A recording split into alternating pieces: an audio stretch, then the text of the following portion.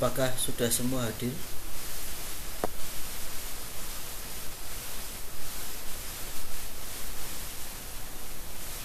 Selamat siang Pak Restu, selamat siang.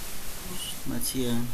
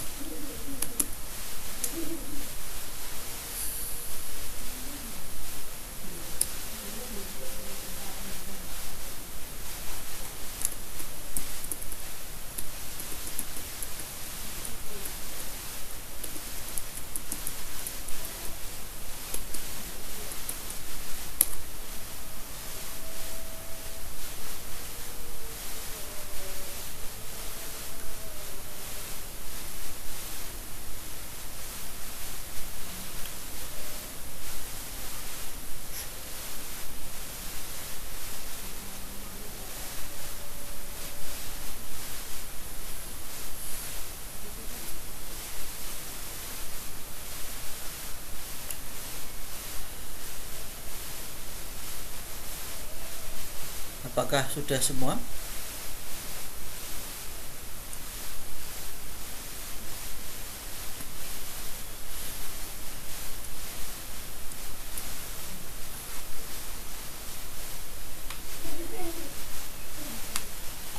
Apakah kelompok yang presentasi dan menanggapi sudah hadir?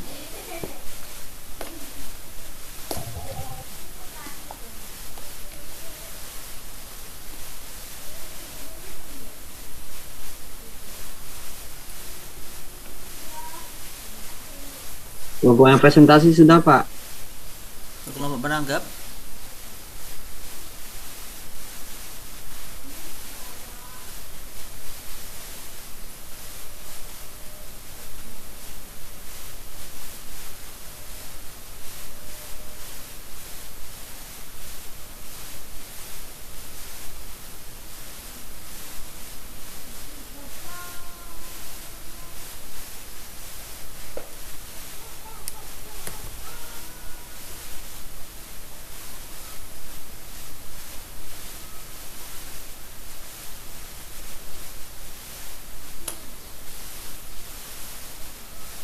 Oke, kita mulai saja. Udah jam 11.47 soalnya.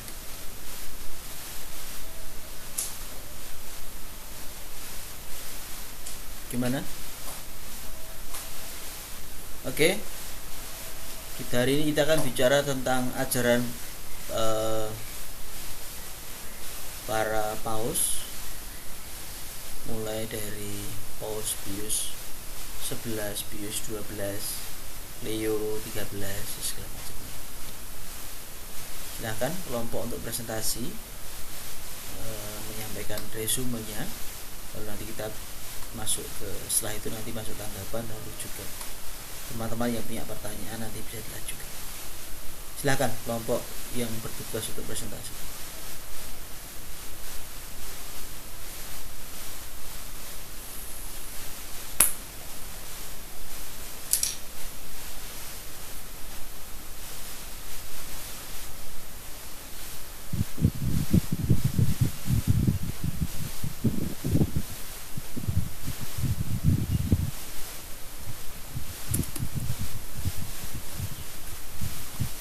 Baik, terima kasih Pak Resto atas waktunya pada kelompok kami.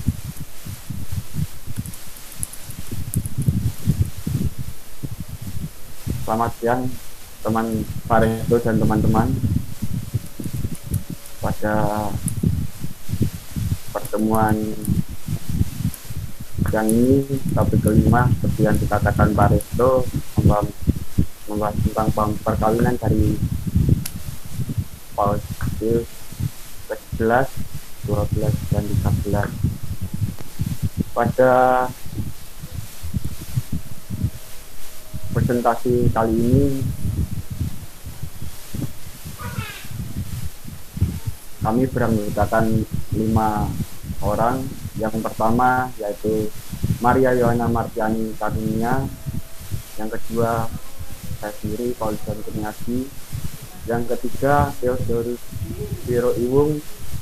Keempat, Frena Benet Ibu. Dan yang kelima, Yusuf Indonesia.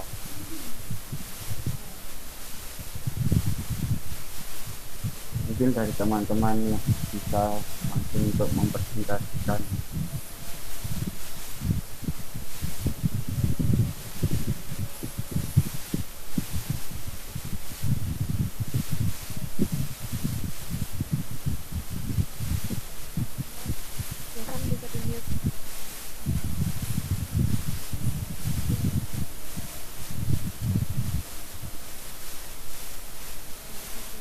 Suara saya jelas ya?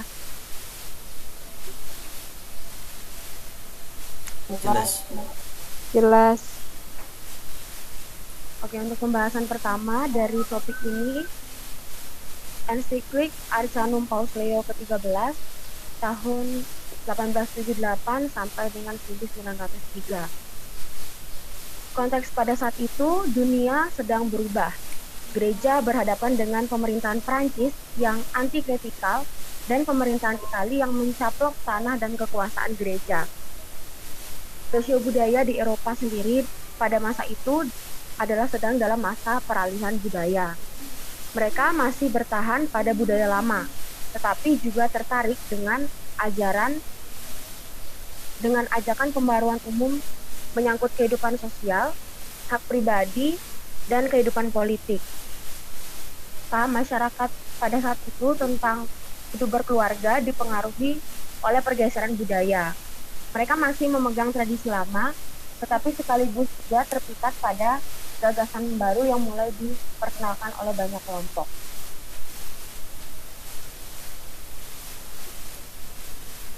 Struktur ensiklik. Ada dua struktur dalam ensiklik ini, yaitu ajaran teologis dan pastoral perkawinan. Di dalam ajaran teologi sendiri, di dalamnya ada rencana Allah, perutusan gereja, asal-usul perkawinan, kemerosotan perkawinan, dan pembaharuan oleh Kristus dan gereja. Pembahasan pertama, rencana Allah. Kristus diutus untuk mewartakan misteri Allah, dan di dalam Kristus memperbarui segala sesuatu yang ada di surga dan di bumi. Perutusan gereja dari Kristus. Kristus datang ke dunia untuk melaksanakan tugas perutusan dari Bapa. Kristus sendiri kemudian mengutus gereja untuk meneruskan karya itu. Kristus mengutus gereja untuk memperbaiki apapun yang telah menjadi kacau di dalam diri umat manusia dan mengembalikan segala sesuatu yang telah hancur berkeping-keping. Yang kedua, perutusan gereja. Peran gereja di dunia. Gereja mengajarkan dan menyediakan segala sesuatu yang membantu di dalam tata pemerintahan. Gereja juga memberikan banyak bantuan demi mengusahakan hidup yang baik dan bahagia, dan telah didirikan demi satu objek, yaitu memperoleh atau meningkatkan hal-hal yang berperan dalam kenyamanan dan keuntungan hidup yang fana ini. Asal-usul perkawinan dari Adam dan Hawa sebagai awal mula umat manusia.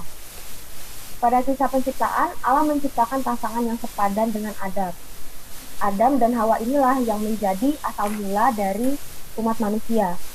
Juga menunjukkan persatuan pria dan wanita yang memenuhi dua nasihat bijak Allah yang sejak semula telah dinyatakan bahwa persatuan itu bersifat unitif dan tidak terceraikan. Selanjutnya, soal merosokan perkawinan. Nilai luhur perkawinan mulai dicederai. Namun karena ketegaran hati mereka, Musa mengizinkan adanya perceraian. Kemerosokan perkawinan ini juga terjadi pada bangsa kafir. Perendahan perkawinan pada bangsa kafir berlangsung dengan tak terkendali. Perkawinan dilihat bukan berdasarkan kodratnya, tetapi rasionalitas pemerintahan atau kuasa negara. Akibatnya, ikatan nikah menjadi sangat bebas dan fleksibel. Tugas dan hak suami istri jadi tidak jelas. Pria mendominasi wanita, pria juga bebas memuaskan hasrat seksual mereka. Wanita yang sudah siap menikah siap juga diperjualbelikan, dan seorang suami berhak menghukum istri. Selanjutnya, pembaharuan oleh Kristus dan gereja. Kristus telah datang dan kembali menegakkan keluhuran perkawinan dengan menegaskan bahwa persatuan pria dan wanita dalam perkawinan tidak bisa dipisahkan.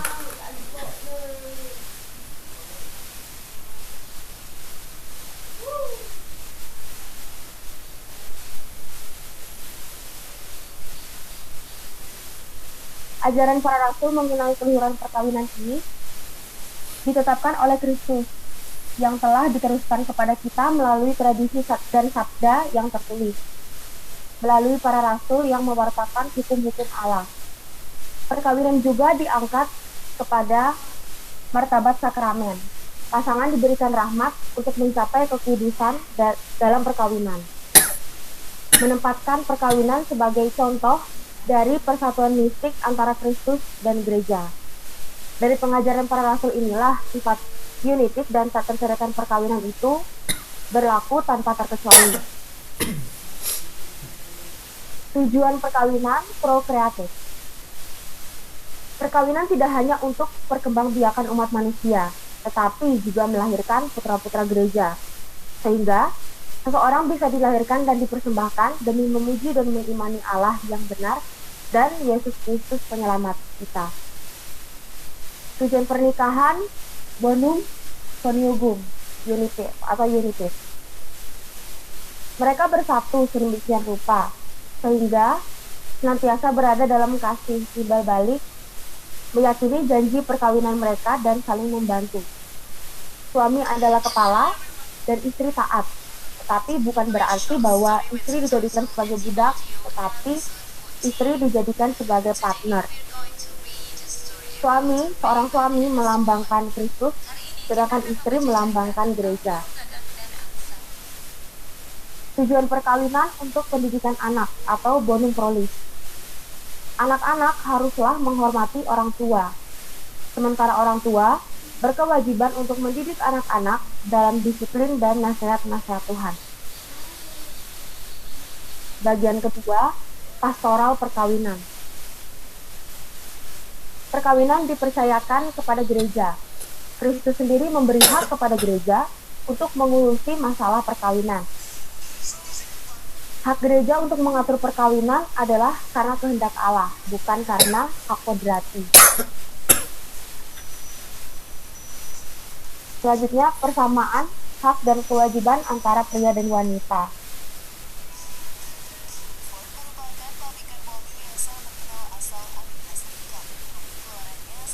Tidak ada lagi tuan dan tidak ada lagi budak. Pria dan wanita dilahirkan secara bebas. Hak dan kewajiban mereka sama. Di sini juga dijelaskan keluhuran wanita yang semakin ditegaskan dan dijamin bahwa seorang pria tidak boleh memberikan ancaman hukuman mati sekalipun dalam kasus perzinahan atau dengan semangat dan tanpa merasa malu melanggar janji imannya. Pria harus tetap setia. Selanjutnya, larangan kawin paksa serta hubungan darah dan semenda dalam perkawinan.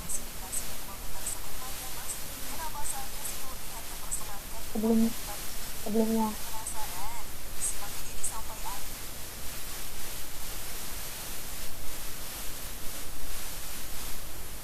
Ayah di dalam keluarga tidak diperkenankan untuk merampas kebebasan anak-anaknya untuk menentukan pasangan hidup pilihan mereka. Untuk semakin menyebarkan kasih ilahi dari suami dan istri, gereja menyatakan bahwa perkawinan yang terjadi antara mereka yang masih memiliki hubungan darah atau semenda bersifat batal dan tidak berlaku lagi.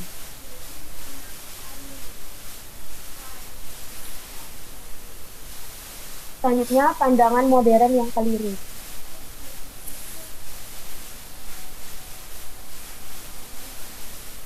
Kuasa perkawinan ada pada Kristus dan gereja. Alasan utama mengapa Ada pribadi-pribadi yang menolak berbagai ancaman rahmat penebusan dan pemulihan perkawinan ke dalam kesempurnaan adalah karena filsafat yang sesat dan kurang dalam hal moral, menilai bahwa perkawinan tak perlu taat pada hukum Allah. Selanjutnya, ditolak hak gereja untuk mengurusi masalah perkawinan.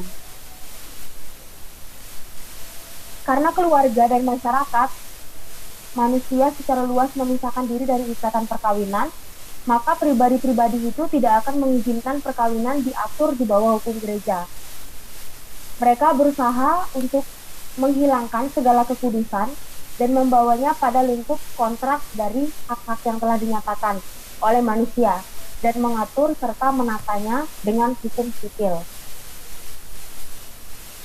Hukum sipil kemudian berkembang dan hukum gereja ditolak.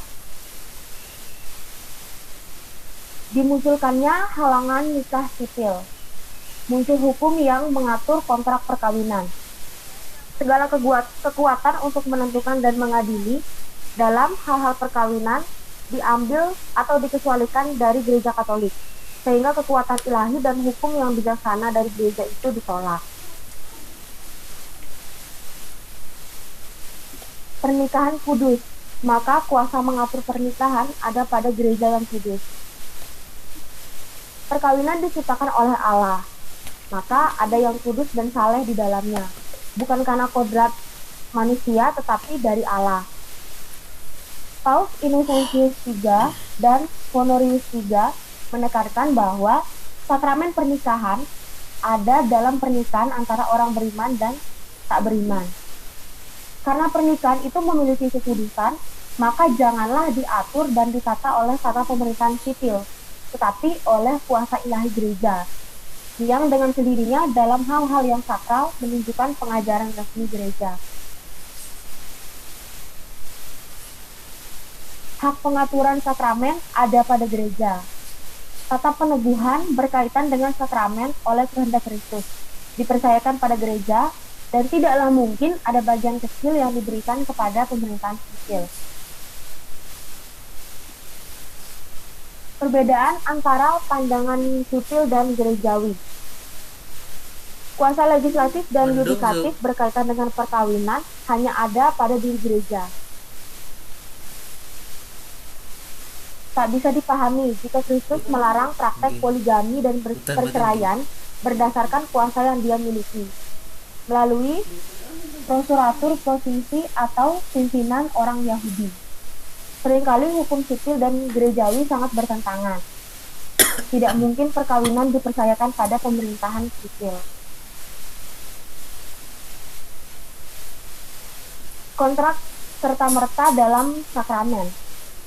Hukum sipil menetapkan bahwa kontrak dipisahkan dari sakramen, sedangkan sebaliknya hukum gereja, kontrak serta-merta adalah sakramen. Perkawinan adalah sakramen, karena itu adalah tanda yang membawa rahmat dengan menyimbolkan perkawinan mistik Kristus dan gereja. Perkawinan mistik itu ditunjukkan dalam kesatuan pria dan wanita yang menjadi satu, di mana itu tak lain adalah perkawinan itu sendiri. Tujuan perkawinan prokreatif dan unitis, keturunan dan membahagiakan, dan mengembangkan hidup suami dan istri.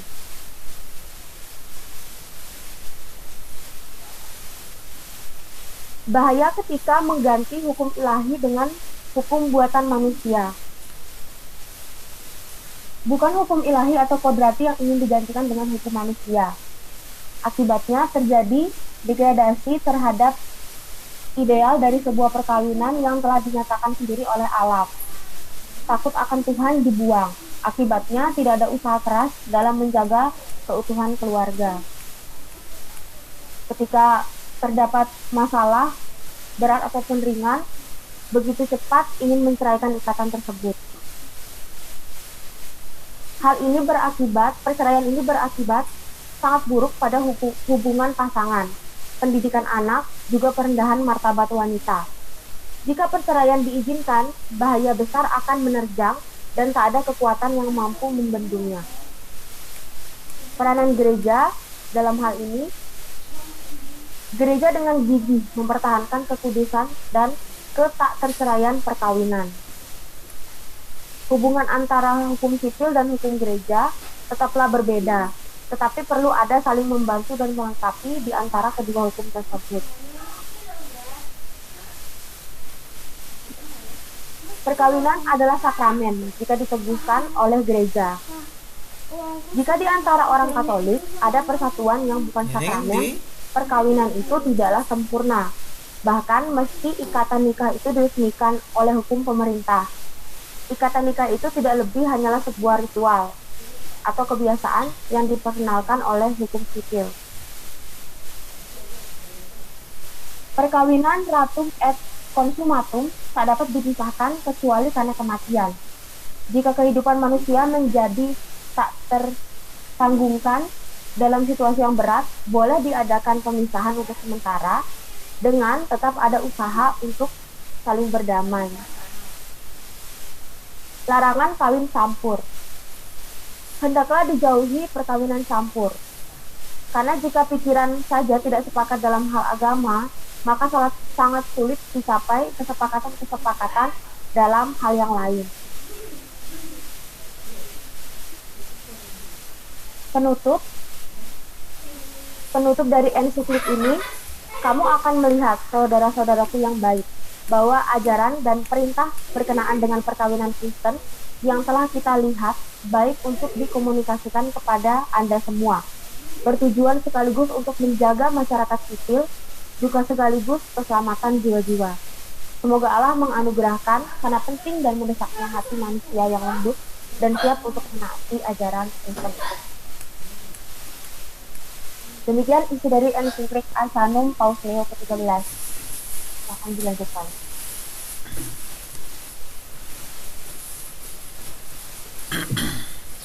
Ensiklik Casti Conubi Faustus ke-11. Hanya gereja yang berhak mengatur perkawinan karena perkawinan didirikan oleh Allah. Menurut Santo Agustinus ada 3 bonum.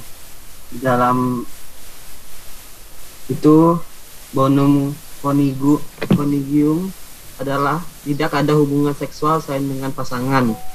Yang kedua, bonum proles, anak-anak dididik dengan baik dan dalam suasana agamis.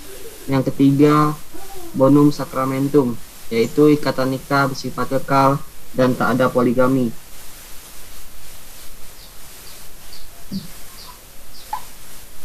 Amor conjugalis yang saling menyempurnakan adalah tujuan pokok perkawinan. Hubungan suami istri menggambarkan hubungan Kristus dan gereja. Perkawinan adalah lembaga ilahi, maka ikatannya tetap dan tak terceraikan. Annulatio dilakukan pada perkawinan yang tidak sah, dan rahmat sakramen memperteguh suami istri dan memberikan kekuatan dalam memenuhi hak dan kewajibannya. Perendahan perkawinan disebabkan oleh pemahaman bahwa perkawinan bukan lembaga ilahi dan media massa turut berperan di dalamnya. Gereja menolak aborsi dengan alasan apapun, dalam alasan medis, sosial, dan eugenik. Emansipasi wanita yang ekstrim tidak dibenarkan karena ada memicu wanita melainkan kewajibannya sebagai istri dan ibu. Gereja menolak pernikahan yang didasari oleh rasa simpati, karena pernikahan itu tidak didasari oleh cinta sejati dan menjadi mudah diceraikan. Akibat dari kawin campur, anak mengabaikan agama, menganggap semua agama sama, mempersukar hubungan kasih. Gereja memperbolehkan pisah sementara, bukan cerai.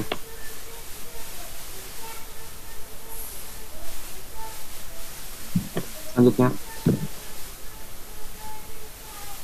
Paham perkawinan Pius ke-12 pada bidan Italia tanggal 29 November 1951. Konteksnya adalah tahun 1935 terbit buku Herbert Doms dengan judul vom Zweck Ansehen der Ehe mengatakan tujuan perkawinan ialah lembaga sosial dan makna perkawinan ialah kesatuan suami istri. Pandangan ini menimbulkan polemik hebat di Perancis dan Jerman. Lalu ditolak oleh Kongregasi Urusan Iman. Dekrit tahun 1994 yang disetujui Paus Pius ke-12. AAS 36 1994 P103 D 3838. Pada tahun 1930 Ogino menemukan metode pantang berkala di Jepang. Next. Struktur dari paham perkawinan Paus Pius ke-12. Yang pertama adalah pendahuluan. Yang terpenting dalam pidato ini ialah keluhuran martabat manusia. Para bidan perlu menempatkan sebagai pelayan kehidupan. Lalu yang kedua, para bidan bertindak berdasarkan hukum-hukum Allah. Lalu proses lahirnya atau adanya manusia perlu dihormati, dijaga. Dan yang terakhir, para bidan harus tahu mana yang boleh dilakukan dan mana yang tidak boleh dilakukan.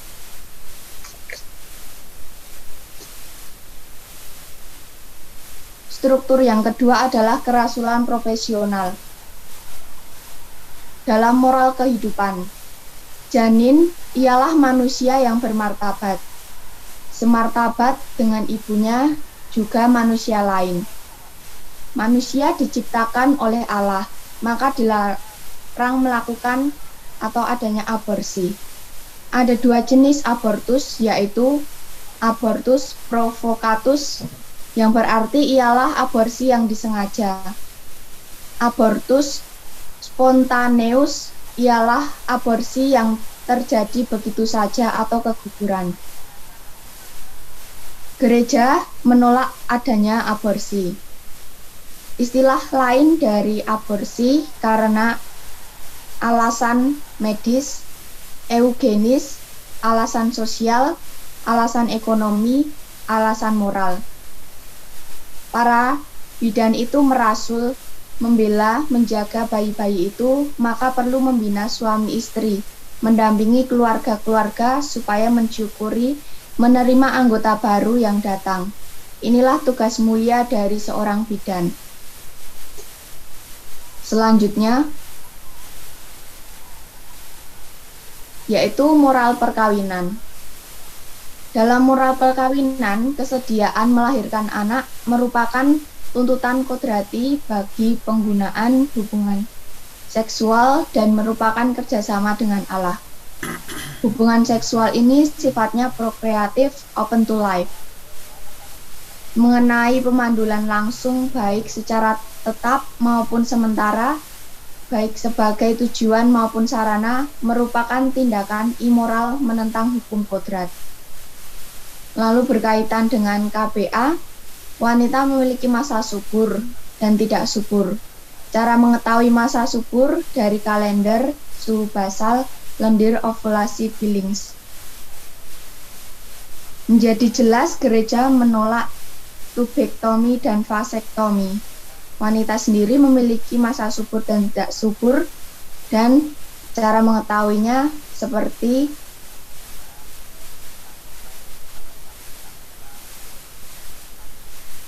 dari kalender suhu basal, lendir ovulasi dan Billings. Selanjutnya, dari moral seksual. Moral seksual bila keputusan untuk hanya berhubungan seksual pada saat tidak subur sudah diambil sebelum kontrak kuliah, sehingga permintaan partner pada saat subur ditolak. Hal itu akan dapat membuat kontrak perkawinan tidak sah, sebab mengingkari hak dari partner tersebut. Lalu penggunaan alat kontrasepsi itu dilarang karena menghalangi atau menolak sifat dasar perkawinan, yaitu open to life. Herbert Dom mengatakan hubungan seksual suami istri dilihat sebagai ungkapan kesatuan pribadi dan afektif, menolak pandangan tentang tujuan primer dan sekunder. Ketidakmampuan hubungan seksual disebut dengan hipotensi. Ketika wanita sedang tidak subur, maka hubungan seksual di masa itu tanpa ada prokreasi adalah boleh. Lalu, dalam pidato Paus Pius yang ke-12 ini, dalam hubungan seksual, bila terjadi kenikmatan dan kebahagiaan itu perlu disyukuri. Hubungan seksual yang benar secara moral adalah dilakukan oleh suami istri sah terarah pada tujuan perkawinan primer sekunder. Satu-satunya cara yang sah untuk kelahiran anak adalah hubungan seksual. Dan hubungan seksual itu bukan demi pemuasan nafsu. Next selanjutnya.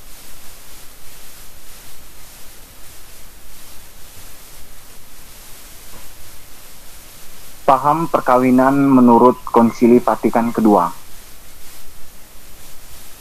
Pada tahun 1951 sampai dengan 1962, ajaran gereja mengenai perkawinan praktis meneruskan pandangan Paus Pius ke-12 tentang tujuan pertama perkawinan, yaitu melahirkan dan mendidik anak. Teologi perkawinan makin kuat membicarakan pentingnya hubungan antara suami dan istri, sehingga makna cinta kasih dalam perkawinan serta hidup berkeluarga semakin menonjol. Poin yang ketiga, ada dua diskusi pokok pada masa prakonsili dan setelah Konsili Vatikan II. Yang pertama adalah hakikat perkawinan sebagai persekutuan cinta kasih. Yang kedua adalah perkawinan sebagai lembaga prokreatif. Dua pandangan itu memiliki akibat tersendiri, yaitu berkaitan dengan hubungan seksual. Pandangan yang menekankan persekutuan cinta kasih membuat hubungan seksual dimaknai sebagai ungkapan cinta, sementara yang menekankan unsur prokreatif melihat hubungan seksual demi tujuan prokreasi. Next.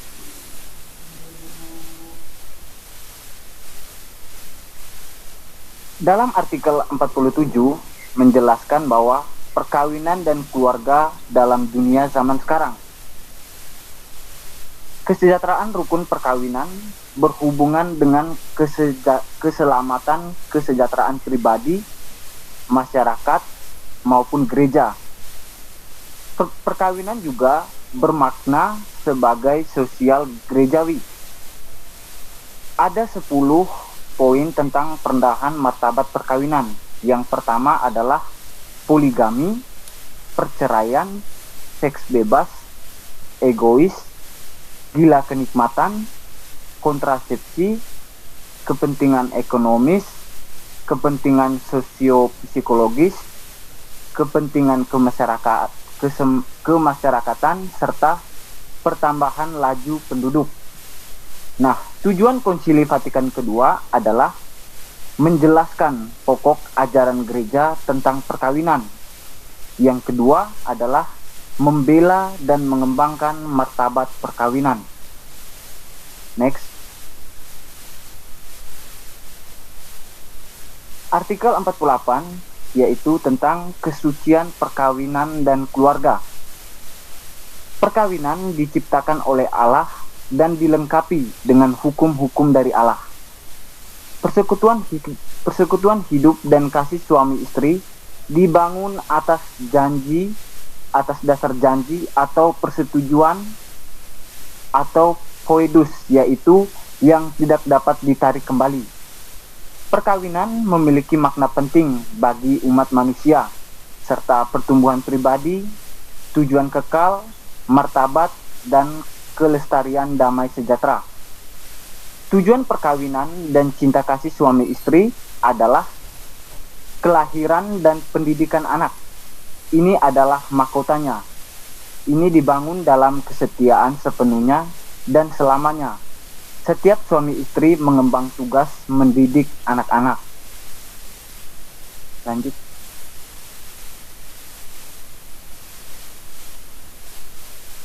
Artikel ke-49 yaitu menjelaskan tentang cinta kasih suami istri.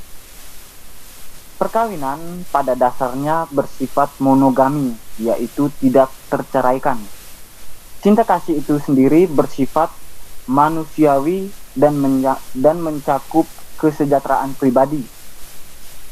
Kasih suami istri itu dilengkapi dengan tanda-tanda istimewa yang bersifat bersahabat suami istri.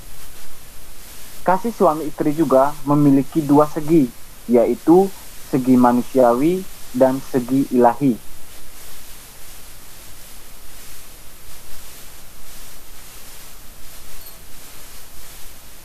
Lalu artikel ke-50 menjelaskan tentang kesuburan perkawinan.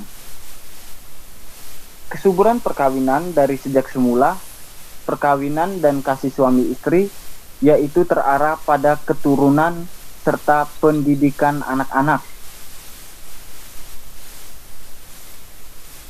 Lanjutkan. Lalu artikel ke-51 menjelaskan bahwa penyelarasan cinta kasih suami istri yaitu dengan sikap hormat terhadap hidup manusia.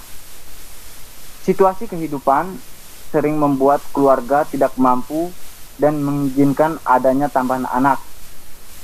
Seringkali kesetiaan hidup suami istri digoyahkan. Nah, bila kemesraan keluarga terputus, sering terjadi nilai kesetiaan dan kesejahteraan anak dibahayakan.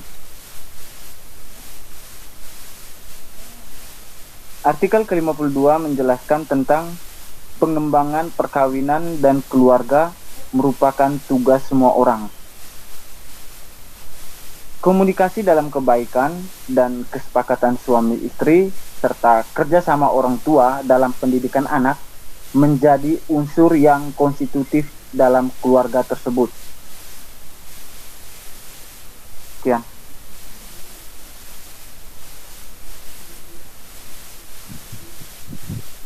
Baik, terima kasih teman-teman atas presentasinya mengenai kelompok perkawinan dari Pausius ke-11 sampai Pausius ke-13. Ini sekarang saya untuk kelompok penangkap gitu ya Pak ya? Ya. Langsung kelompok penangkap. Untuk kelompok penangkap Silahkan. mungkin bisa silakan untuk yang pertama.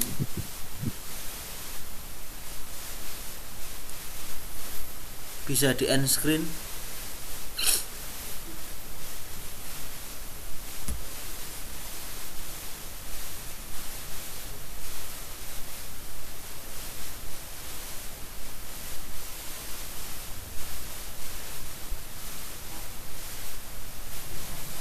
Di end screen dulu.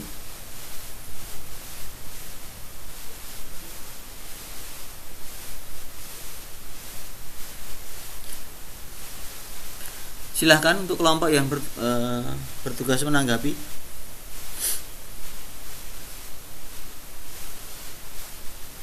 Siapa dulu?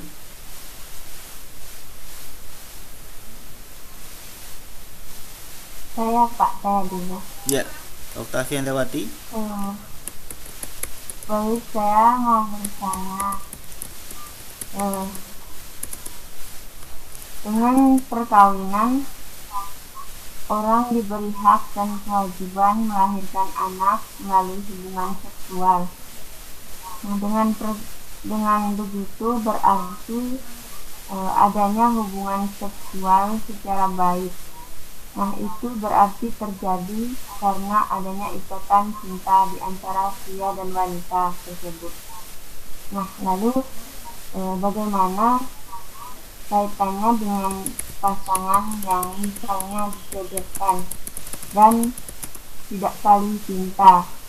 Nah, meskipun terjadi hubungan seksual, namun secara terpaksa Apakah hal tersebut melanggar hak manusia secara moral? Lalu, apakah yang terjadi tersebut masih bisa dikatakan dorongan dari Allah? Sekian pertanyaan dari saya, Pak. Terima kasih. Apakah begini kira-kira pertanyaannya? Ya, Betul? ya Pak. Ya. Terima kasih, Pak.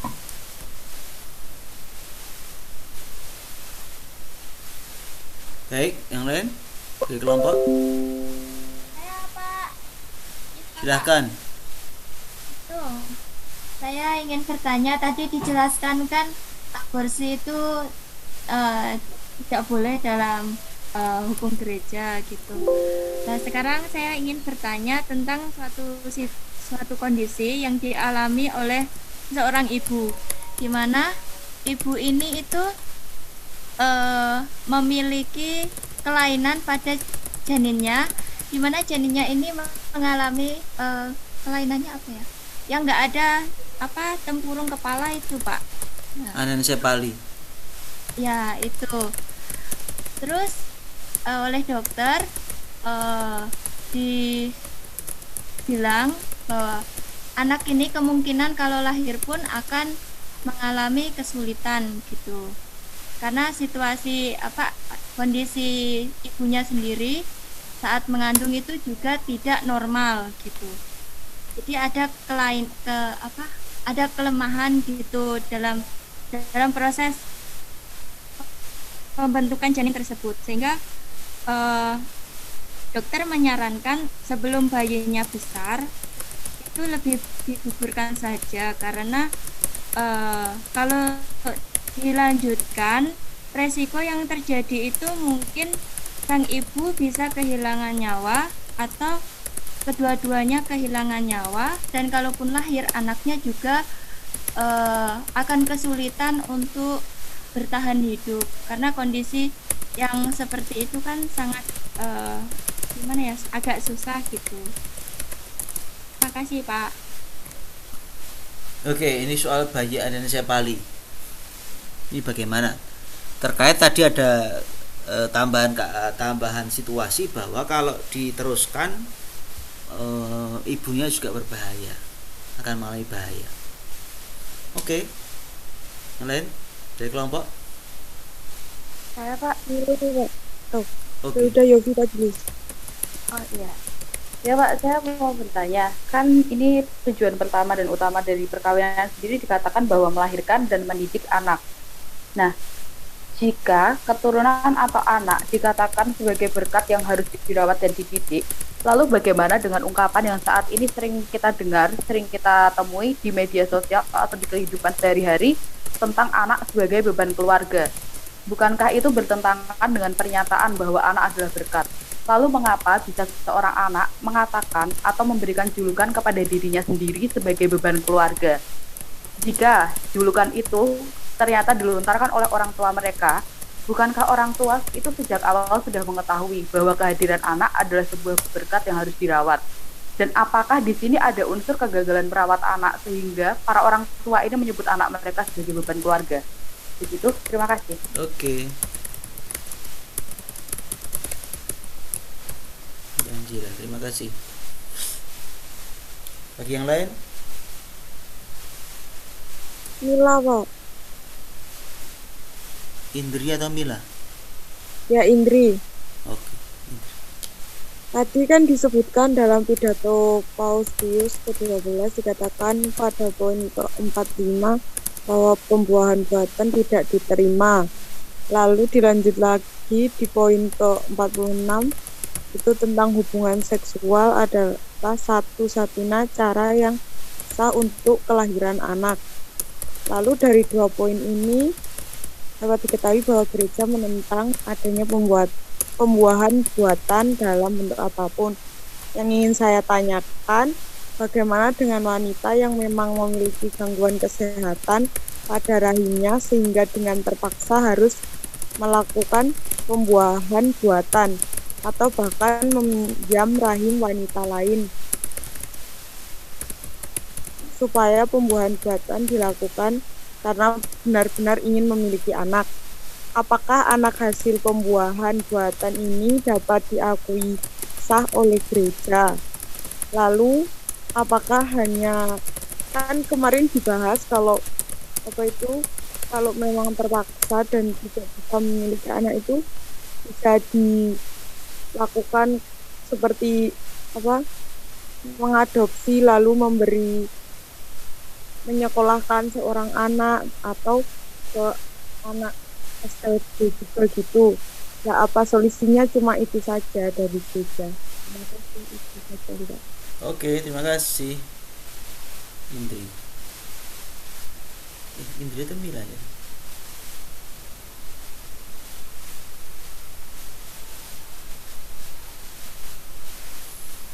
Yang lain? Saya Pak, Suster. dalam Gaudium et Spes itu ada beberapa poin tentang perkawinan. Yang pertama bahwa perkawinan didukung oleh kesetiaan dan keserasian cinta dan perhatian dalam pendidikan anak. Lalu demi menjaga keluhuran perkawinan, kaum muda perlu menerima pendidikan dan pembinaan yang penting supaya mereka kelak bisa membangun keluarga yang baik. Nah, dalam video yang saya dengar yang Pak Resto berikan bahwa ya sejak kapan idealnya, jadi ya sejak kecil ditanamkan itu, lalu diberi contoh dari keluarga bagaimana suami istri memberikan teladan dan contoh kepada anak-anaknya. Nah, pertanyaan saya, sering terjadi ketika anak itu menginjak masa remajanya, perubahan tingkah laku itu berubah, bahwa dari kecil dia sering manut dengan orang tuanya, tapi setelah dia remaja dia tahu tentang bagaimana baik dan buruknya. Lalu sekarang media sosial beredar banyak tentang seks bebas, lalu tentang video-video porno. Terus dengan dia beranjak dewasa, jadi beranjak remaja, dia penasaran dengan hal-hal yang seperti itu. Lalu hal ini terjadi hamil ketika masih anak usia SMP ataupun masih setelah tamat SD dia mengalami hamil, lalu keluarganya menjadi putus asa, lalu merasa bahwa gagal untuk mendidik anak. Nah, karena merasa gagal ataupun karena malu, lalu keluarganya ini mengekang dia, lalu membuat pembatasan relasi dia dengan orang luar. Nah, di sini juga dia tuh mengalami kekerasan dalam keluarga. Nah, apakah seperti ini orang tuanya itu melanggar HAM atau bagaimana? Itu pertanyaan saya. Oke. Ada lagi?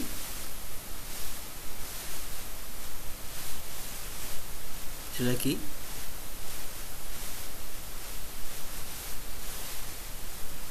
Oke. Cukup dari kelompok. Oke, ada pertanyaan 1, 2, 3, 4, 5. Ini berat-berat nih pertanyaannya. Oke, silahkan mulai dijawab. Ini ada pertanyaan yang agak sulit-sulit juga. Silahkan. Mau dari mana dulu?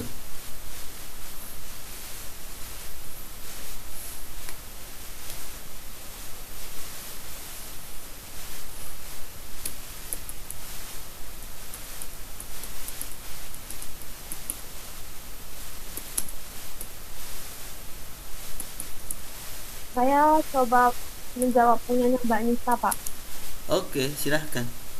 tentang aborsi itu. Ya, tadi pertanyaannya, bentar. Coba bisa minta tolong di mute nggak? Soalnya suara angin. Oke. Terima kasih.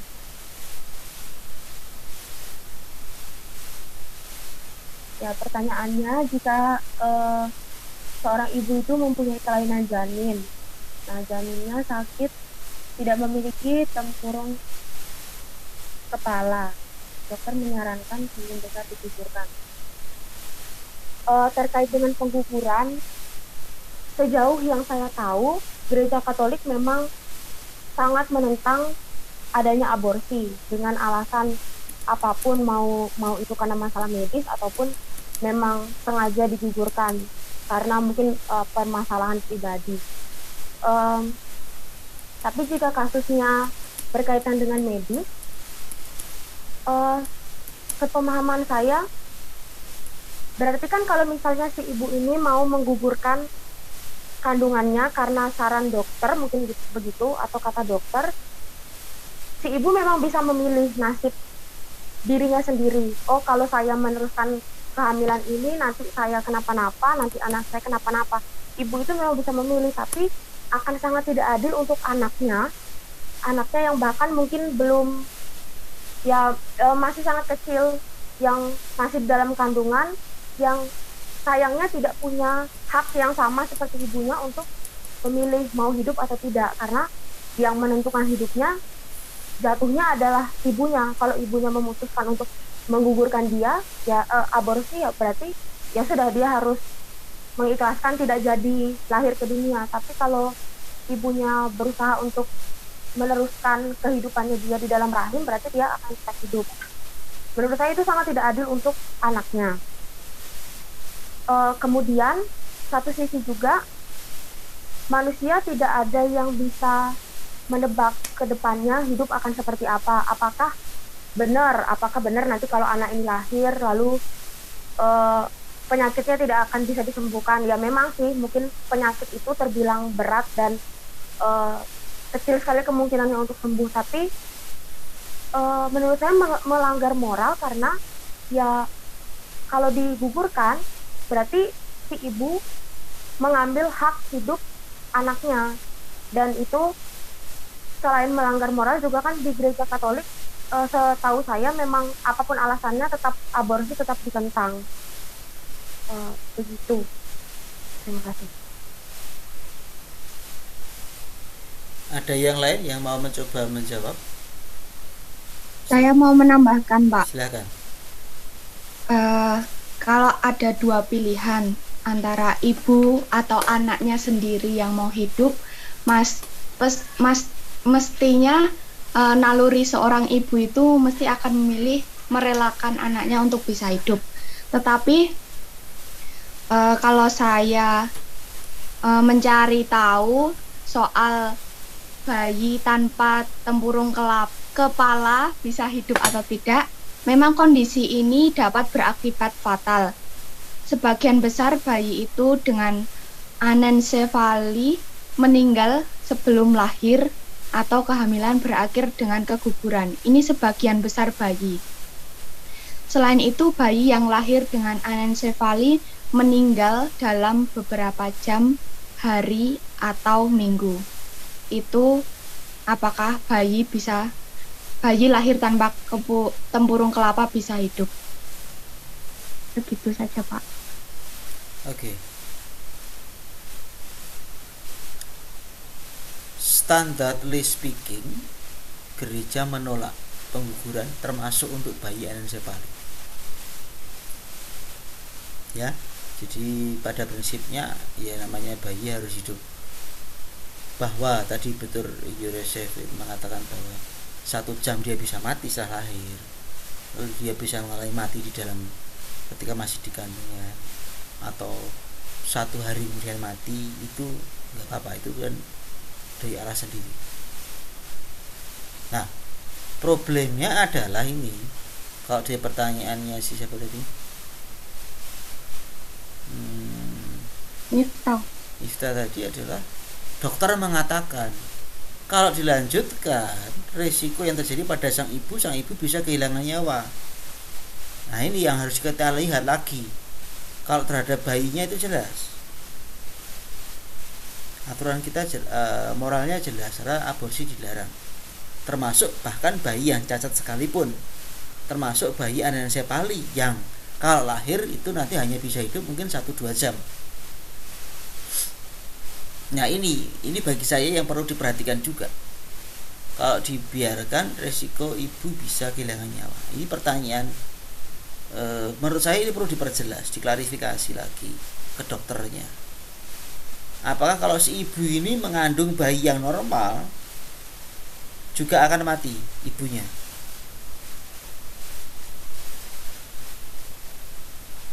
Kalau iya, berarti harus nanti pakai prinsip minus malum. Jadi terus terang kalau kasusnya seperti ini termasuk baru ya, artinya saya baru dengar kali ini soalnya.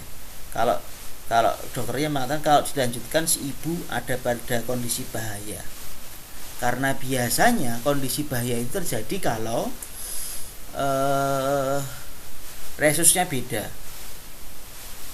Jadi darah anak dan darah ibu itu beda, sehingga kalau ketemu akan membeku resusnya, biasanya begitu.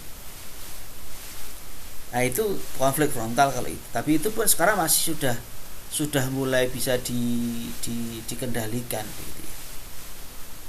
Jadi gereja mengizinkan terjadinya penghentian kehidupan apabila ada konflik frontal antara ibu dan anak.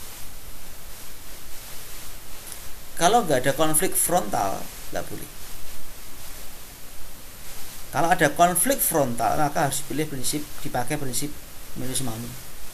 Tapi umumnya sekarang sebetulnya jarang ada kasus konflik frontal. Makanya pertanyaan saya, kok dokternya mengatakan ibu ini kalau kehamilan diteruskan, ibu ini bisa kehilangan nyawa. Berarti saya juga bisa memprediksi bahwa kalau ibu ini mengandung, bahkan anaknya normal sekalipun, dia juga bisa kehilangan nyawa. Dan ini jarang sih menurut saya. Jadi saya mempertanyakan ini yang dokter ini malah. Apakah itu benar atau tidak? Gitu loh. Itu sih kalau saya ngomong begitu ya. Jadi ini tidak hitam putih, tetapi kalau kondisi ibunya normal, sehat, tapi bayinya anencefali, prinsipnya tetap harus hidup sampai dia lahir. Lah kalau mati sendiri ya sudah kan begitu.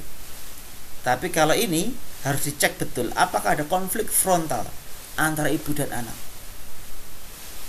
Gitu. Lalu kalau iya tidak bisa diatasi oleh medis, kalau medis mengatakan berat misalkan, maka bisa pakai prinsip minus malum. Minus itu paling sedikit, malum itu kejahatan. Tindakan mana yang kejahatannya paling sedikit? Gitu. Moga-moga jelas. Atau ada pertanyaan lagi? Ya Pak, terima kasih. Oke. Cukup jelas. Berikutnya ada pasti pertanyaan yang lain.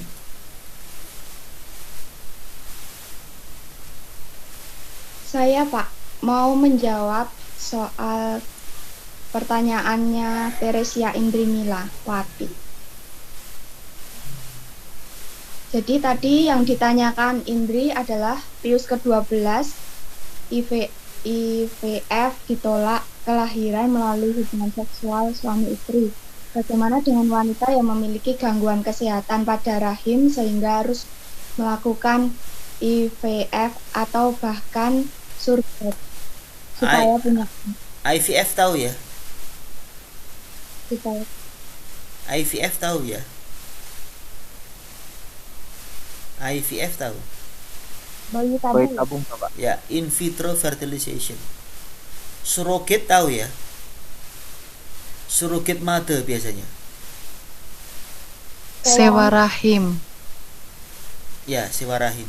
Ibu sewaan begitu. Biasanya sewa rahim. Surogasi. Oke. Jadi saya lanjutkan.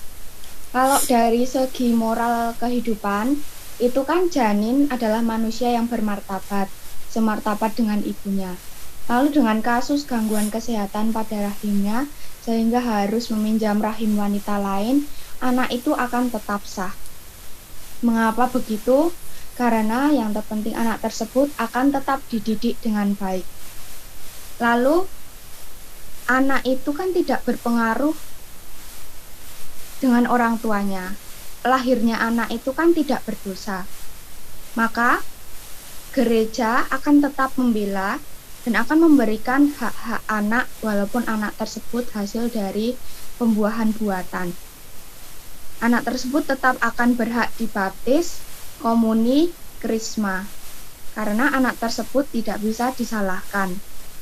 Jika anak tersebut lahir dengan sehat, maka Allah akan tetap mencintai anak tersebut. Jadi maka anak hasil dari pembuahan buatan itu akan tetap dinyatakan sah. Begitu, Pak. Apakah ada tambahan? Saya, Pak. Ya. Mungkin solusi apa sih yang bisa ditawarkan gereja? Keadaan ini tidak bisa, maksudnya keluarga tidak bisa memiliki keturunan, itu kan pasti juga menjadi suatu kesedihan dalam hidup keluarga. Tapi memang pembuahan buatan ini memang juga dilarang atau ditentang oleh gereja. Maka gereja menawarkan solusi bagi pasutri untuk dapat terlibat dalam pelayanan kehidupan manusia. Misalnya tadi juga disebutkan adopsi anak, atau misalnya memberikan bantuan kepada keluarga-keluarga lain yang mungkin punya anak tapi kurang ekonominya kurang. Kemudian juga memberikan bantuan untuk anak-anak yang terlahir istimewa, dan ya mungkin keluarga-keluarga lain, lebih-lebihnya keluarga lain yang berkekurangan. Gitu, terima kasih.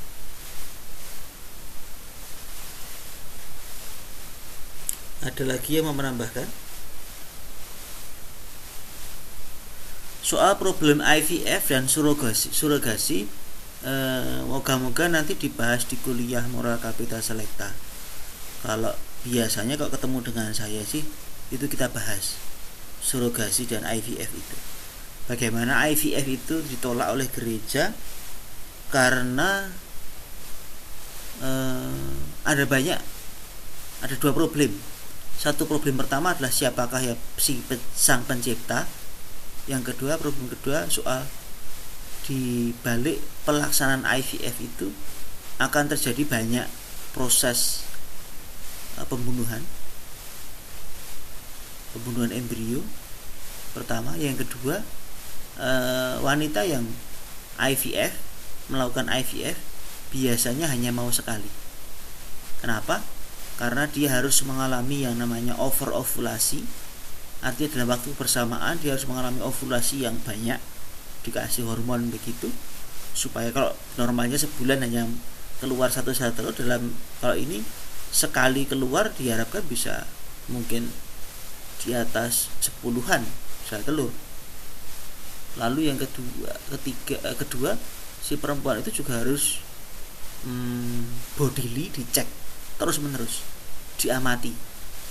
Dan ini seringkali menjadi risih bagi perempuan karena dia harus selalu dikontrol, diamati, diperiksa oleh dokter dan petugas medis. Dan itu tidak nyaman begitu. Nah, nanti kalau lebih lengkapnya di kuliah Moral Capita Selecta ini dibahas IVF ini dan surogasi.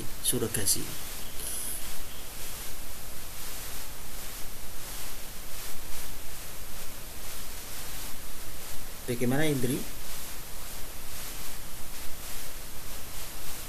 Ya, Pak. Oke, next.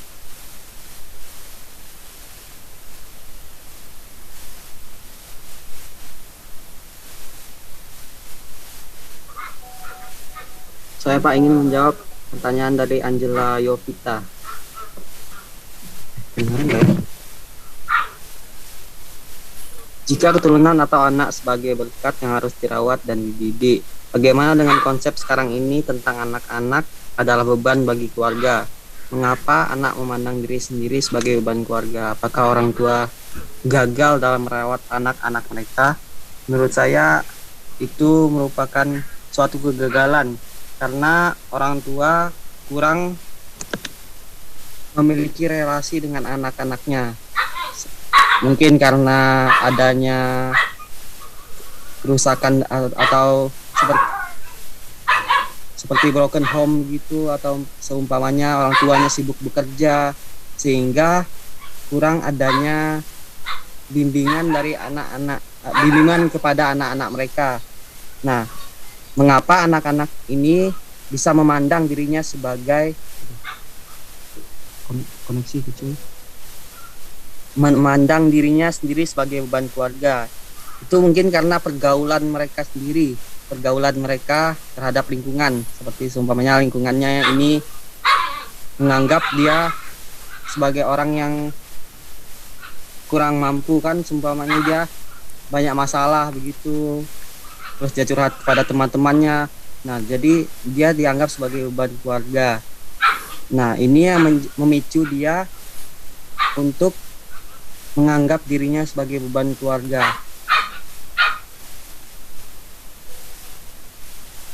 Jadi kesimpulannya adalah anak-anak ini, orang tua ini gagal dalam membimbing anak-anaknya. Seharusnya orang tua itu dapat menyisihkan sedikit waktunya meskipun mereka sibuk atau memiliki masalah pribadi dengan istrinya. Sebaiknya anak tetap dibimbing sehingga anak-anak dapat menjadi orang yang bisa menyaring pergaulan yang terjadi terhadap dirinya. Sekian. Oke, mungkin ada tambahan yang lain, elaborasi yang lain. Silahkan. Saya boleh menambahkan, Pak? Ya. Oke. Setuju juga tadi yang dibilang oleh itu bahwa orang tua gagal dalam mendidik anak, tetapi saya lebih memiliki cara pandang bahwa dari kepribadian anak itu sendiri. Ketika memang orang tua sungguh-sungguh mendidik dan mengajar anak-anaknya, baik secara sikap atau moral, tetapi ada sebagian besar juga dari anaknya sendiri, faktor dari anaknya sendiri gitu. Baik terpengaruh oleh lingkungan gitu, teman-teman. Nah, jadi mengapa mereka menganggap sebagai beban keluarga? Mulai dari hal sederhana mungkin. Dari anak-anak berpikiran bahwa mereka tidak bisa memberi kebanggaan pada orang tua. Padahal ini bisa dilakukan secara sederhana. Misalnya rajin belajar, kemudian mendapat nilai yang baik, itu tentu orang tua akan merasa bangga dan bahagia. Tidak terlalu hal-hal yang muluk-muluk gitu kalau dari saya. Itu, Pak. Terima kasih. Oke.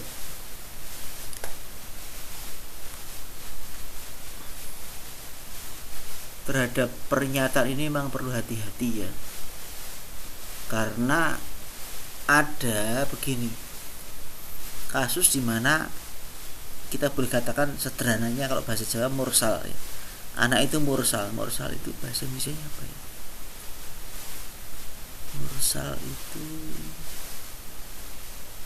nakal, Pak. Ya, nakal keterlaluan lah begitu ya, sehingga betul-betul merepotkan orang tuanya ya, membuat repot keluarga. Bukan hanya orang tuanya yang repot, seringkali juga saudara-saudara juga repot. Ini juga bisa dikatakan anak menjadi beban keluarga. Tapi di sisi lain ya, ada juga orang tua yang mengatakan begitu karena dia merasa tidak bersyukur ya, merasa tidak senang punya anak. Jadi intinya dia tidak mau direpotkan dengan punya anak. Maka seringkali juga mengatakan bahwa anak itu malah menjadi beban bagi keluarga. Ada dua kondisi ini sih menurut saya yang sering kali terjadi. Maka terhadap dua kondisi ini juga harus hati-hati kita ngomongnya kan ya. Kita juga harus pikir-pikir ini tentang yang mana kan gitu. Kalau pada yang kedua tadi ini namanya orang yang menikah tapi nggak mau punya anak kan gitu kan, yang nggak mau repot kan gitu ya. Ini juga tidak boleh. Ini perlu pendapat pembinaan lagi kan begitu. Sementara yang pertama tadi betul dikatakan Yosan tadi juga sama Martinus Enda tadi bahwa bisa jadi ini kegagalan orang tua dalam mendidik anak, bisa jadi ya. Tapi juga bisa jadi pada akhirnya anak kan juga punya hak untuk menentukan dirinya sendiri lain daripada orang tuanya. maka juga tidak bisa serta-merta menyalahkan orang tuanya juga kan gitu ya.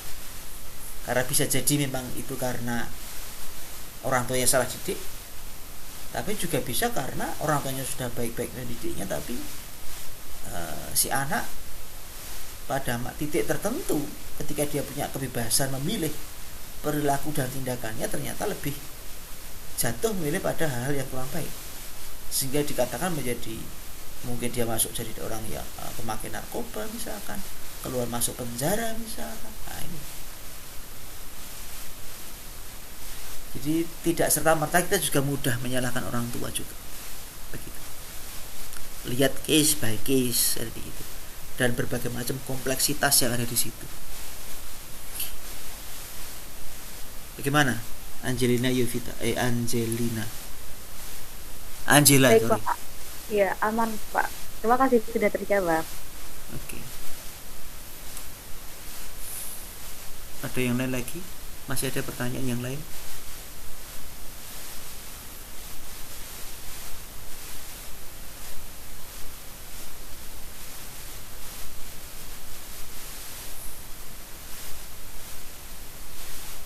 Masih ada pertanyaannya Octavian Tinawati, ada pertanyaannya Suster Roslin. Saya ingin mencoba menjawab pertanyaan dari Wati, Pak. Ya, silakan.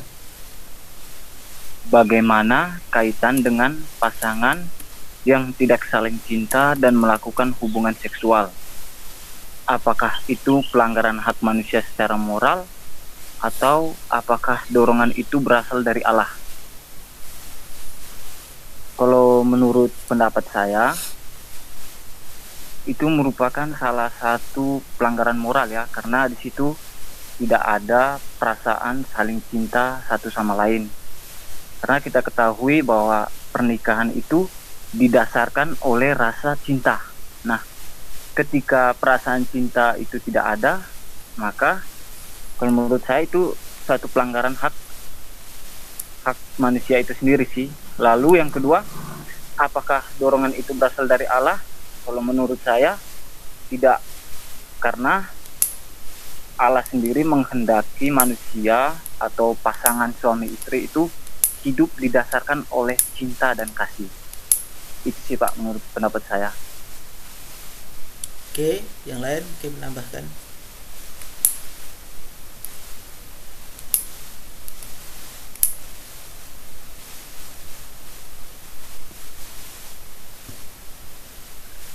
Ada yang mau menambahkan?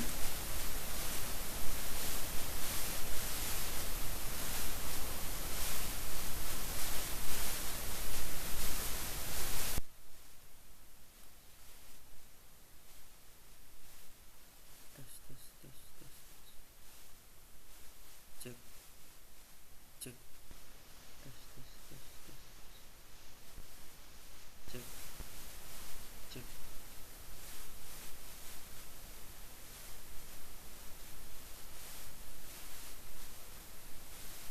Ada yang mau menambahkan?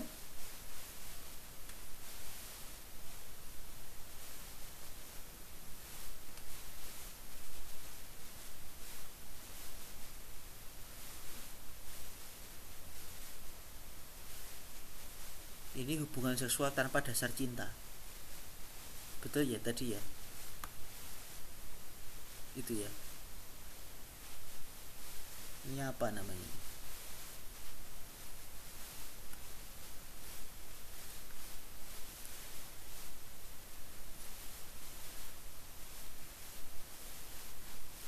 Apa namanya kalau ini? Motifnya apa? Nafsu. Bukan. Nafsu Pak. Bukan sekedar itu. Pemerkosaan. Pemerkosaan, Pak. Bisa. Ada lagi namanya jual beli. Iya kan? Demi uang. Siapa mau bayar? Boleh. Oke, silakan ditanggapi. Mungkin ada yang mau menambahkan lagi dengan pandangannya. Bagaimana kalau misalkan kalau perkosaan jelas ya kita ngomongnya jelas lebih mudah. Bagaimana ke orang-orang yang terpaksa jadi PSK? Itu bagaimana?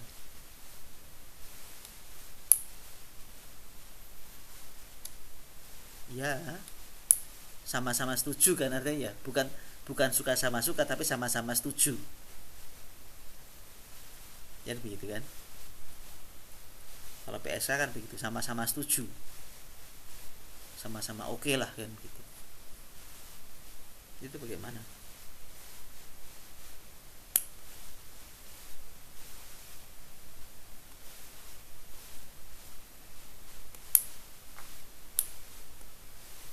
Apalagi kalau pernah ada sih muncul sebuah omongan ya, ada seorang, ya dia tidak menempatkan diri sebagai status PSK ya, tapi dia melakukan itu ya, dan dia tidak masuk pada dunia, tidak ikut germo atau apa gitu ya. Dia mengatakan ya bagaimana sayanya hidupnya bisanya begini, kalau tidak begini saya tidak bisa hidup ya. Dan sometimes itu untuk keluarga, untuk menghidupi anak-anaknya. Ini bagaimana? Karena saya pernah mendengar kisah seperti itu soalnya.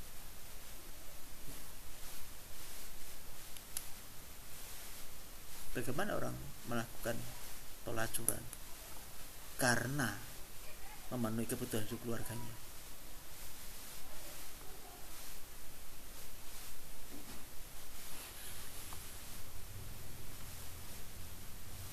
Bagaimana?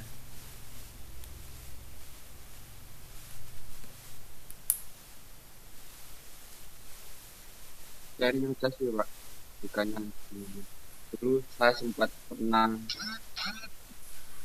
bertanya-tanya sih langsung ke PSK Pak. Ya. Tepatnya di, ya mungkin ada yang sudah kenal sih, di Nganjuk Pak. Saya pernah sempat iseng itu istirahat, nggak taunya itu kalau itu tempat kayak gitu Pak.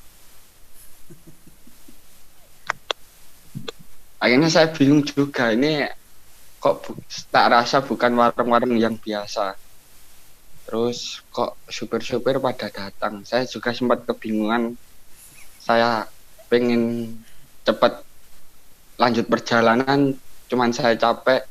Ya udah akhirnya saya beranikan untuk tetap santai lah Pak, tetap santai di situ.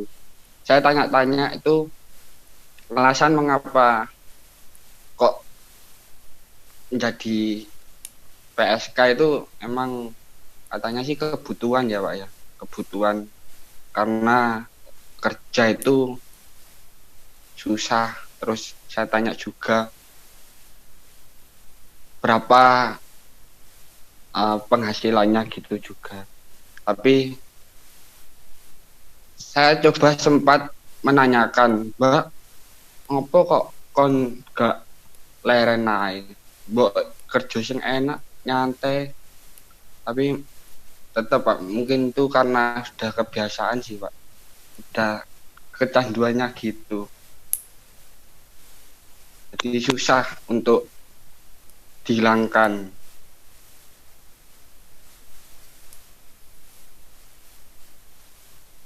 Oke. Ya, jadi seringkali memang problemnya adalah sebetulnya butuh untuk hidup. Ya. Di awal begitu. Di awal begitu, karena mungkin merasa tidak ada pilihan yang lain. Tapi lama-lama jadi kebiasaan. Jadi kebiasaan. Kenapa jadi kebiasaan? Karena lalu tidak mencoba belajar keahlian yang lain, karena merasa dengan begitu dia dapat uang gitu loh. Nah seringkali itu begitu. Jadi awalnya mungkin sebetulnya ada banyak pilihan awalnya, tapi ketika akhirnya mepet ke situ ya masuk. Dan semakin orang jatuh ke dalam jurang seperti itu, makin susah keluarnya. Sama seperti orang sekolah atau kuliah yang kerja. itu kadang-kadang ada bahaya. Tidak semua ya saya katakan ya. Ada bahaya merasa, waduh, ternyata kerja enak ya, duitnya banyak. Akhirnya merasa sekolah nggak enak gitu loh. Akhirnya jadi berpanjang-panjang sekolahnya. Nah, ini titik-titik yang harus kita kritisi ya. Jadi maka kita harus belajar juga bagaimana dalam kasus-kasus seperti itu membantu para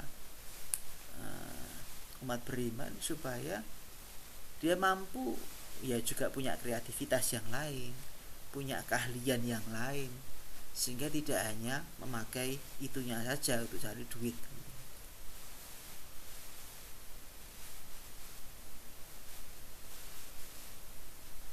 Tentu kita harus memahami bahwa untuk menghentikan itu juga tidak gampang. Tidak gampang. Seperti perjuangan Ibu Risma untuk menutup Doli itu kan juga tidak gampang. Di Surabaya. Doli tahu ya? Tahu, Pak. Oke. Kalau tidak tahu nanti tolong di Google ketik Doli Surabaya. Itu kawasan gitu. Itu Nganjuk mininya Doli, Pak. Nganjuk ya itu di Guyangan itu. Jadi menghentikan itu juga tidak gampang. Apalagi di dunia ini kita harus mengerti ya bahwa seringkali pemerintah tidak mampu menghentikan seperti itu. Jadi gini, kita tidak bisa menghentikan itu. Yang namanya pelacuran itu susah dihentikan, perjudian itu juga susah dihentikan. Kalau ada dihentikan, dia akan pindah tempat lain.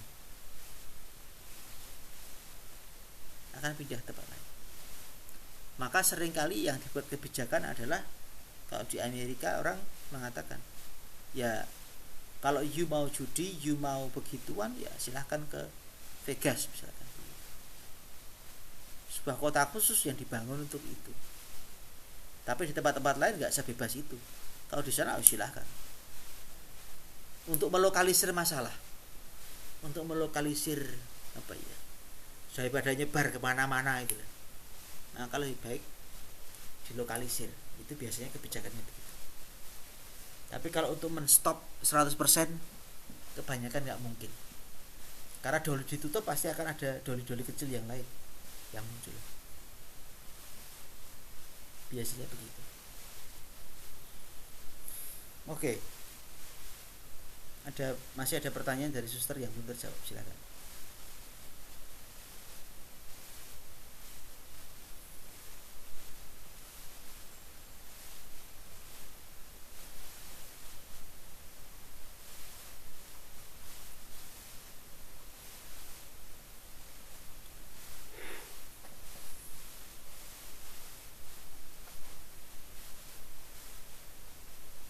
Silahkan. Masih ada satu pertanyaan.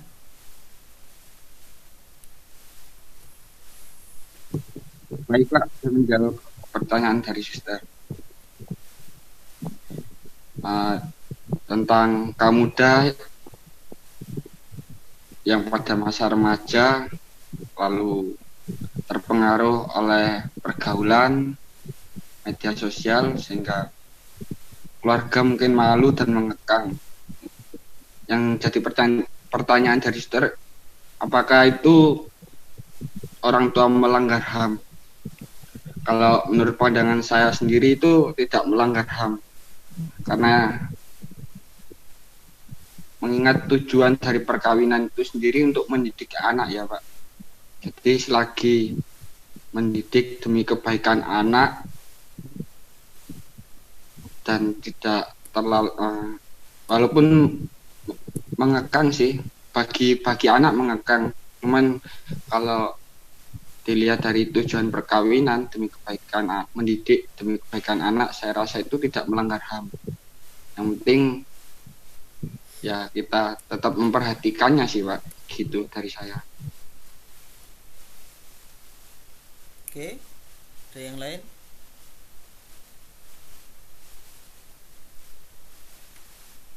Moga-moga teman-teman juga paham apa itu HAM ya. Oke, silakan yang lain yang mau mengelaborasi pertanyaan suster.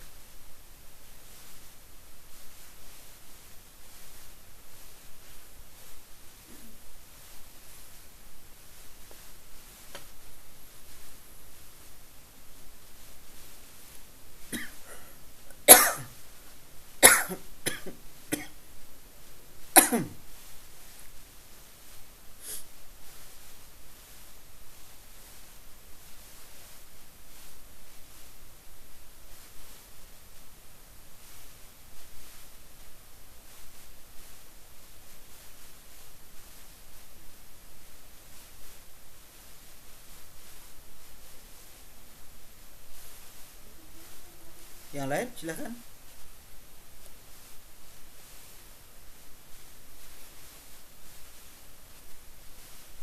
Saya Pak. Ya. Kan biasanya kalau anak itu semakin dikekang kan biasanya malah semakin melonjak.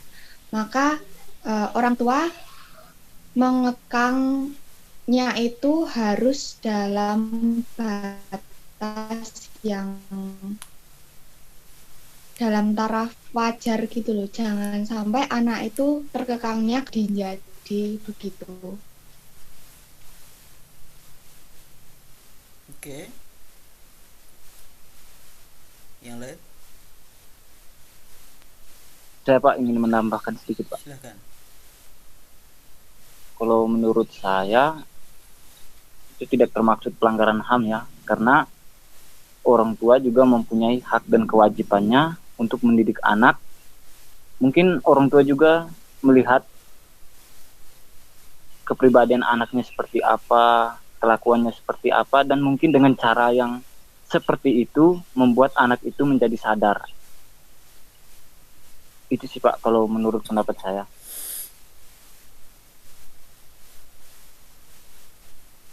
Yang lain?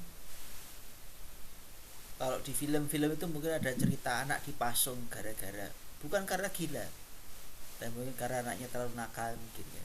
Kadang-kadang terjadi seperti itu. Itu di film ya. Bagaimana ini? Boleh nggak sampai segitunya? Kalau menurut saya sampai segitu sih itu keterlaluan. Ya karena tadi contohnya suster itu sampai pada KDRT. Bukan hanya soal bahwa orang tua marah pada anak ya, mengingatkan anak atau melarang anak, memberikan sanksi, tapi sampai pada kekejian terhadap anak, mungkin begitu ya bahasanya ya, sampai ekstrim kan begitu.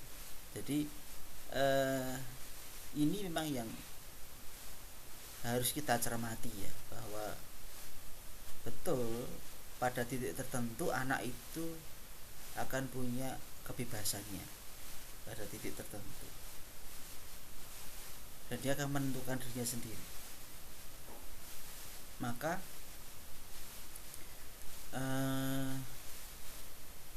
kita juga harus memberikan kebebasan pada titik tertentu, dan orang tua juga tidak perlu merasa merasa gagal gitu. Bagi saya yang penting ada perjuangan. Bagaimana orang tua berjuang untuk mendidik anaknya sebaik mungkin. Kalau orang tua sudah mendidik dengan baik, tadi saya katakan, di waktu kecil tuh rajin ke gereja, rajin berdoa, ikut misdina. Begitu remaja ke atas, tiba-tiba berubah semua. Karena apa? Karena temannya, karena media sosial. Nah, memang kita menghadapi problem yang tidak mudah sekarang ini. Bagaimana kita bisa mendidik dengan baik di tengah tawaran-tawaran dunia yang sekarang ini begitu mudah, begitu gampang. Dulu nggak segampang ini.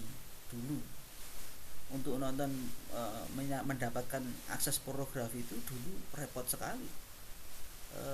angkatan kami itu sampai harus pinjem video beta itu, HVS beta itu, tahu ya, yang kotak gede gitu, bentuknya masih kaset, bukan CD, kaset.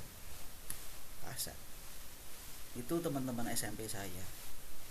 Di SMA mulai orang pinjem laserdisc yang gede, kepingan gede, laserdisc. Lalu ketika berkembang rental, orang lebih mudah lagi mengakses, karena cukup dengan memberikan KTP atau kartu mahasiswa begitu, orang bisa pinjam ke rental dan tinggal ngomong film yang jenis ini nanti akan diberikan. Jadi kalau dulu mahasiswa kami dulu dapat KTM, kartu mahasiswa, itu gunanya untuk ke rental film DVD, itu rental DVD. Sekarang orang tidak perlu ngapa-ngapain, cukup ketik kata-kata tertentu keluar semua. Twitter paling banyak, YouTube nomor sekian, YouTube dan Facebook. Kemarin di Menteri Menkom ngomongnya tidak terlalu banyak, tapi kalau paling banyak memang di Twitter. Nah, kita berhadapan dengan dunia yang tidak mudah. Bahkan sekarang misalkan WA-nya anak-anak itu antar teman itu juga kata-katanya sudah aneh-aneh loh, kata-kata di WA itu. Kita menghadapi dunia yang semakin berubah cepat, ada banyak kemungkinan.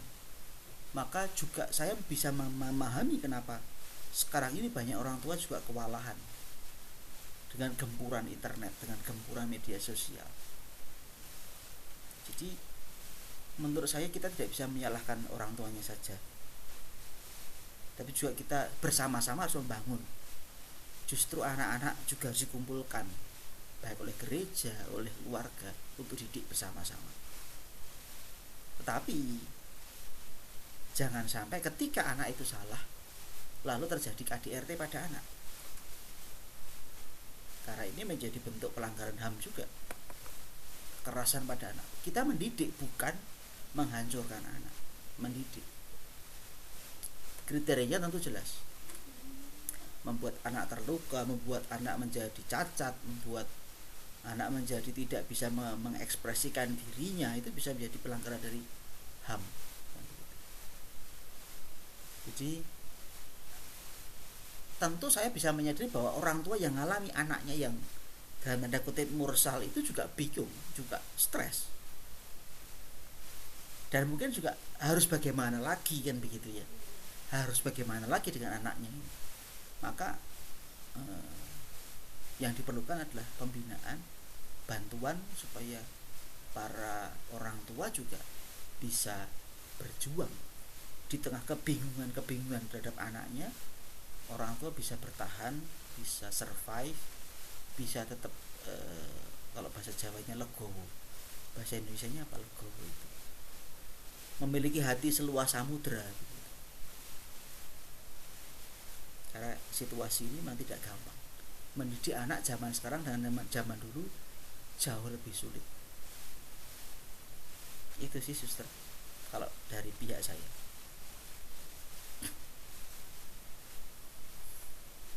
Terima kasih Pak. Oke, jam 1.20, masih sisa 5 menit. Apakah ada satu pertanyaan mungkin, atau hal yang mengganjal mungkin?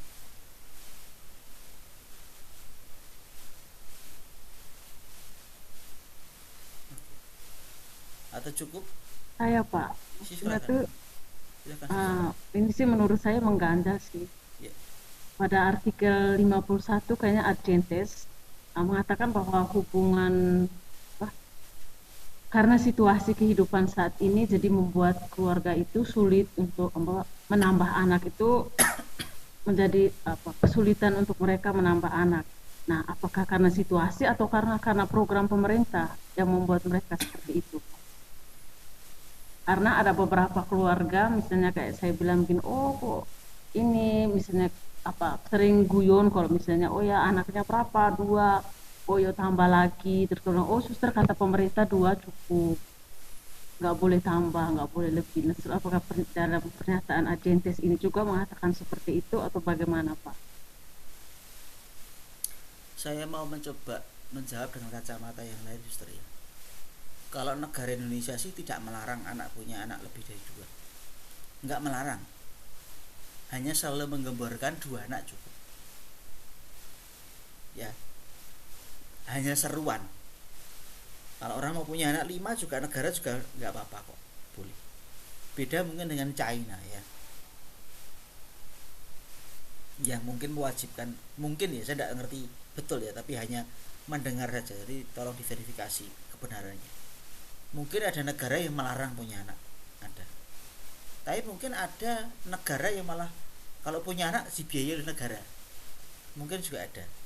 Cara seperti Belanda, saya tidak tahu kebijakannya bagaimana. Kalau Belanda itu kan malah growth-nya kan minus, growth-nya bukan naik tapi minus. Nah, yang terjadi sekarang ini adalah orang tua tidak mau punya anak banyak, atau bahkan ada yang merasa bahwa punya anak itu repot, tadi yang dikatakan Angela tadi. Nah, mentalitas ini yang terjadi sekarang ini, suster. Menurut saya bukan negara yang pertama-tama menolak, tapi sekarang ini dengan dunia yang seperti ini, dengan high consume seperti ini, dengan kebutuhan keluarga yang mahal seperti ini, orang merasa nggak siap punya anak banyak itu. Maka banyak yang terjadi sekarang, orang mau hidup bersama tapi orang tidak mau punya anak. Karena punya anak berarti harus mengalami krisis. Krisis apa? Krisis anak balita. Nanti kalau sudah balita, krisis anak remaja tadi yang suster keluhkan tadi. Itu krisis anak remaja, itu berat juga bagi keluarga. Apalagi bagi para pria dan wanita yang mengejar karir. Jadi kalau nanti di ensiklik Amoris Laetitia, Paus Fransiskus mengatakan bahwa ini soal budaya, bukan pertama-tama soal negara yang melarang kebanyakan, tapi soal orang-orang sekarang relatif gak mau punya anak. Kenapa? Karena problem ekonomi, problem pekerjaan, gak mau repot dan segala macam. Itu sih kalau saya mencoba menjawab dengan versi saya, suster ya.